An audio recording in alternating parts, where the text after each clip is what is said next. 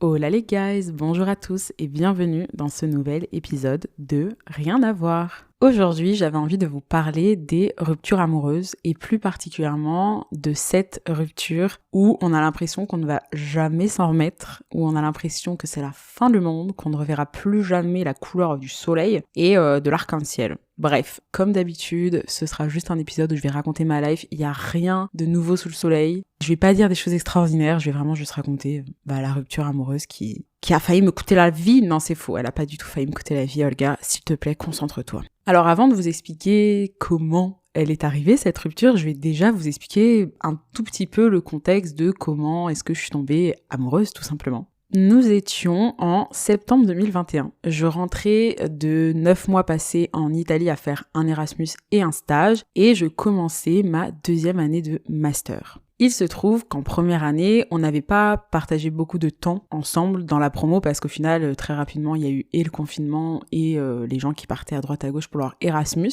Mais je sais qu'il y avait une fille que vraiment je n'aimais pas. Je pouvais pas expliquer pourquoi, mais je pouvais pas me la voir en peinture. Et bizarrement, une fois que je suis rentrée en France, 1 an plus tard, on a commencé à être super potes. Et moi, à ce moment-là de ma vie, tout ce dont j'avais envie, c'était de vibrer. J'avais juste envie de vivre, quoi. Du coup, je sais pas, les émotions, tout ça, les sentiments, tout a été décuplé, je sais même pas trop pourquoi. Mais en tout cas, ce qui est sûr, c'est que je suis tombée amoureuse d'une vitesse pas possible. En l'espace de quelques semaines, j'étais déjà full in love. Et le pire dans tout ça, c'est que j'avais un peu l'impression que c'était réciproque, évidemment, sinon c'est pas rigolo. Et au final, ce qui s'est passé, c'est que on n'a pas vécu une relation, parce qu'on n'était pas du tout en couple. Mais en gros, on va dire, fricoté l'espace d'un mois et demi. Au bout d'1 mois et demi, j'ai compris que c'était pas réciproque, qu'il fallait vraiment pas que je m'accroche, alors que j'étais déjà totalement accrochée. Donc j'ai décidé de prendre des distances et puis on a eu ensuite 3-4 mois durant lesquels en gros on était au même endroit parce qu'on était encore dans le même master, on se voyait un peu tout le temps.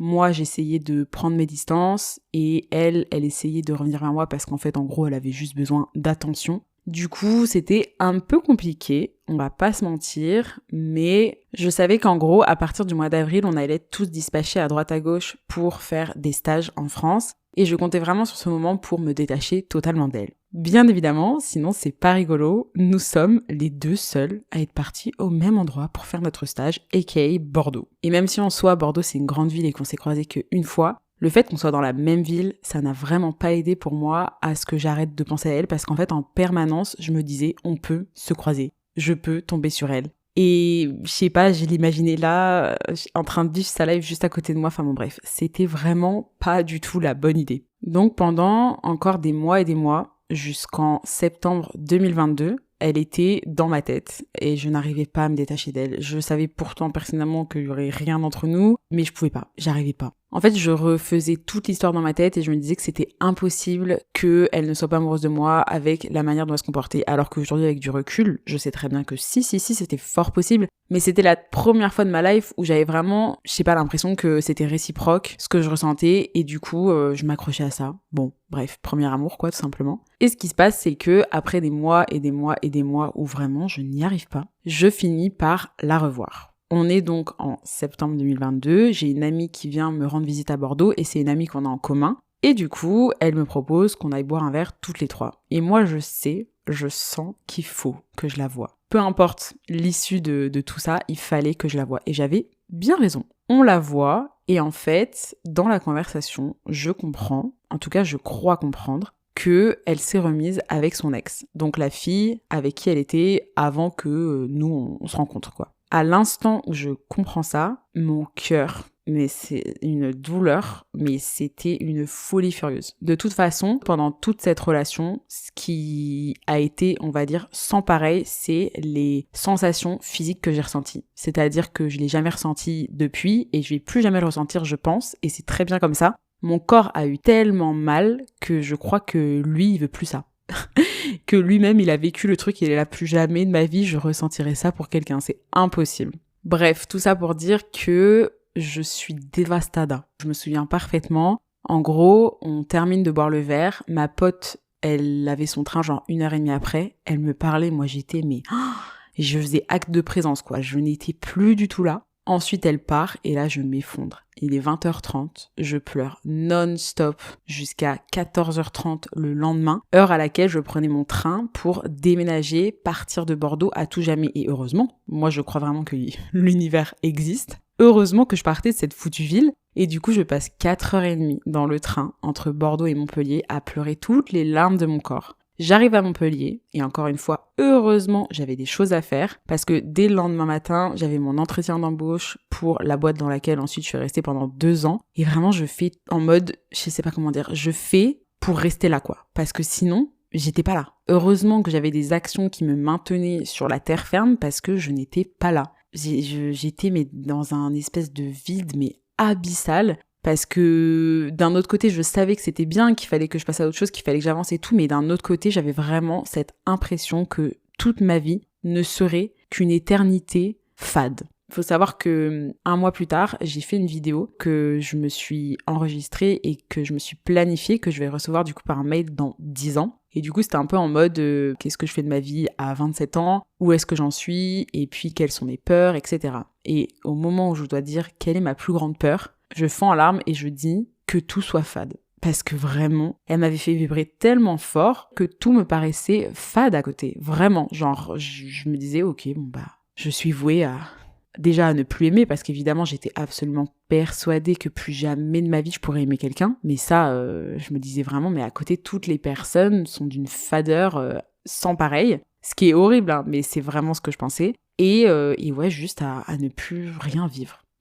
C'est hyper triste. Ce qui se passe, c'est que l'histoire ne s'arrête pas là, parce qu'en fait, au mois d'octobre, donc le fameux mois où j'ai fait cette vidéo, elle m'a recontactée. Elle m'a recontactée d'ailleurs parce qu'elle avait écouté mon podcast. Mais c'est aussi pour ça que j'avais pas forcément évoqué le sujet avant, tout simplement parce que potentiellement je savais qu'elle écouterait, du coup c'est quand même un petit peu gênant, donc voilà. Bref, en tout cas, elle m'envoie un message en mode oui, j'ai écouté ton podcast. Et on recommence à parler. On recommence à parler alors que je sais pertinemment qu'elle est avec quelqu'un. En tout cas, c'est ce que je pense à ce moment-là. Et que, en fait, elle m'a jamais aimé, que ça mènera strictement à rien, mais on parle parce que, encore une fois, j'avais ce truc de me dire, ça m'animait, quoi. Alors qu'en parallèle, j'avais de nouveaux amis, j'avais une nouvelle vie, je rencontrais plein de gens, mais je sais pas, c'était comme une drogue, j'avais besoin de revenir toujours à elle.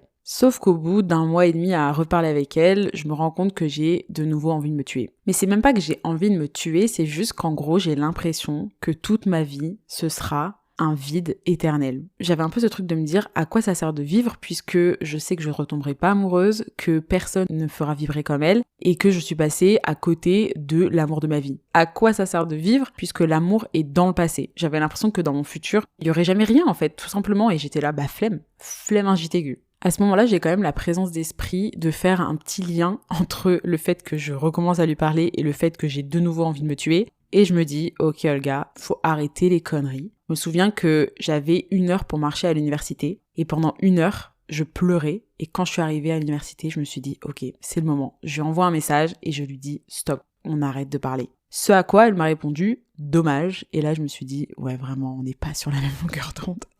Et franchement, mes meilleures actions de ma vie. En fait, j'avais vraiment, vraiment besoin de faire le deuil complet de cette relation. De me dire que je la reverrai plus jamais, qu'on sera jamais, même pas amis, qu'elle fera plus jamais partie de ma vie, pour vraiment laisser ça dans le passé et avancer. Et écoutez, petit à petit, ça a marché. Au début, c'était pas la folie, mais ça a marché. J'ai vraiment continué ma petite vie. En l'occurrence, j'avais plein de choses dans ma vie. Parce qu'à ce moment-là, encore une fois, je venais d'arriver dans une nouvelle ville. J'étais à la fois en train de commencer un nouveau master, un nouveau travail. Je devais trouver un logement. En gros, j'avais vraiment des priorités. J'étais pas dans une routine où du coup, j'avais beaucoup de vide à remplir. J'avais plein de choses à faire et honnêtement, ça m'a vraiment sauvée. Mais pour autant, j'étais toujours intimement persuadée que jamais je retomberais amoureuse. Jusqu'au jour où, magie, quelques mois plus tard, je finis par me rapprocher de quelqu'un d'autre. Et là, rien, là, c'est juste, on est reparti sur une autre histoire et je me dis, waouh!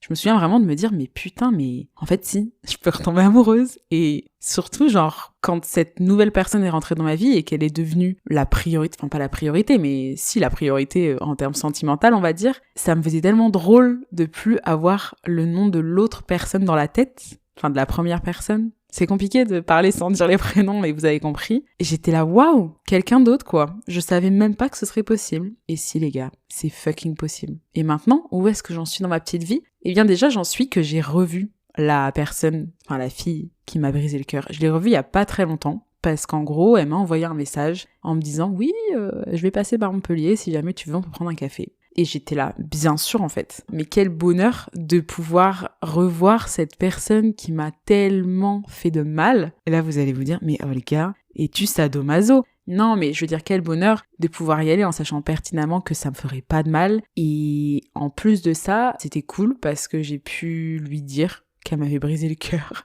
J'ai pu lui dire que j'étais folle amoureuse d'elle. Et c'est trop bien, enfin je sais pas comment expliquer à quel point c'est cool de pouvoir dire ce genre de choses. En mode bah ouais, j'étais folle amoureuse de toi. Et aujourd'hui, je le suis plus du tout. Bref. D'une certaine manière, la boucle était bouclée, d'autant plus que, pour l'anecdote, je lui avais écrit une lettre de 10 pages quand j'étais full in love d'elle. Et je lui ai dit, bah tu sais quoi, j'ai écrit une lettre. Et tu sais quoi, je vais te la donner. Alors que vraiment dedans, c'est du n'importe quoi. Je me livre fois 1 milliard, mais j'en avais tellement plus rien à faire. Je me disais, bah c'est cool. C'est juste cool en fait de pouvoir embrasser son passé quoi d'une certaine manière. Un autre truc qui est aussi assez fou, c'est que je vous ai dit que quand on s'était vu en septembre 2022, je sais pas si au niveau de la chronologie c'est très clair, mais en gros il y a eu ce moment où on allait boire un verre et où j'ai compris qu'elle s'était remise avec son ex, etc. Et je lui ai parlé de cette discussion en lui disant du coup, est-ce que tu t'es remise avec elle ? Bref, on a reparlé de cette discussion et elle m'a dit pas du tout.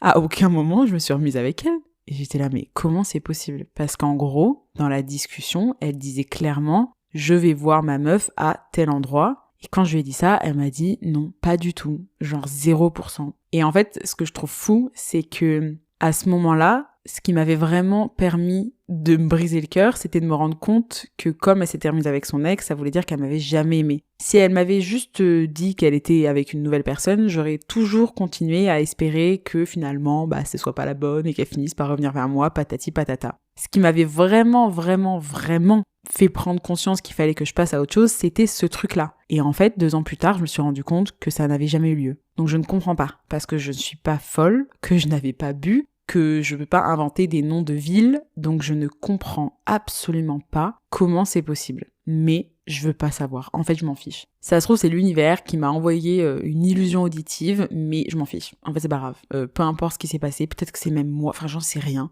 Peu importe, mais Dieu merci, quoi. C'est un mystère, mais c'est un beau mystère, finalement. L'autre truc qui est un petit peu rigolo, dans l'univers, encore une fois, qui fait bien les choses, c'est que le moment où elle m'a recontactée pour me proposer de prendre un verre, il se trouve que pile à ce moment-là, j'étais en train de vivre une 2e rupture amoureuse. Mais vraiment, c'est tombé pile le jour où je me faisais mais démolir le cœur pour la 2e fois en l'espace de 2 ans, quoi. Et j'ai vraiment pris ça, encore une fois, comme un signe de l'univers. Je me suis dit, Olga, rappelle-toi. Rappelle-toi comment elle t'a brisé le cœur. Et ça m'a vraiment fait prendre tellement de recul. Et je me suis dit, bon, écoutez, c'est la 2e fois. Ce n'est sûrement pas la dernière, mais c'est pas grave parce qu'aujourd'hui, je sais que je peux m'en remettre. Et ça, c'est ça qui est hyper cool dans la vie, en règle générale, quand on vit un truc pour la première fois, où on a l'impression qu'on va jamais s'en remettre, et que finalement on s'en remet, et que ensuite on le revit, en fait on sait qu'on est capable de vivre ça. En plus, ce qui est sûr et certain, c'est que personne ne va jamais me rebriser le cœur comme elle l'a fait. Tout simplement parce que je retomberai plus jamais amoureuse comme je suis tombée amoureuse d'elle. C'était mon premier amour, celui où on tombe